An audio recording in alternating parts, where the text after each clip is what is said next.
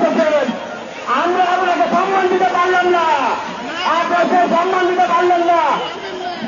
আমি প্রধানমন্ত্রী অতিথির দৃষ্টি আকর্ষণ করে বলতে চাই,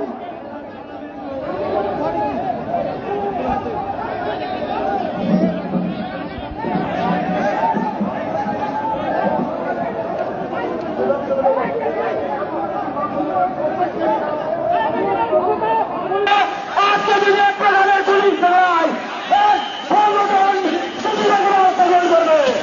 আপনারা আপনাদের কাছে করলেন, এটা ঠিক করেন না, যে করেছেন যে করছেন, আপনারা কত সুবিধা ভুল করলেন, আপনারা ভুলে যান না। এটা হল শহীদ রাষ্ট্রপতি জিয়াউর রহমানের হাতে গড়া সংগঠন।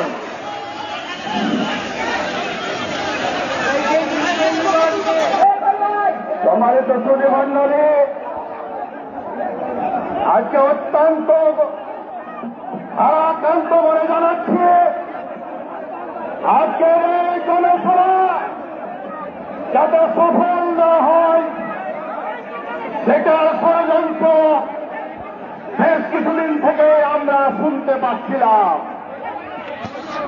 আমরা তারই ধারাবাহিকতায় দফায় দফায় মিটিং করে একটা সিদ্ধান্তে উপনীত হয়েছিলাম, কিন্তু আমরা এখানে আসার পরে কি দেখলাম, সিদ্ধান্তকে বিভ্রাঙ্গনে রাখিয়ে একটি মহল এই জনসভাকে প্রস্থান করে ফেলল।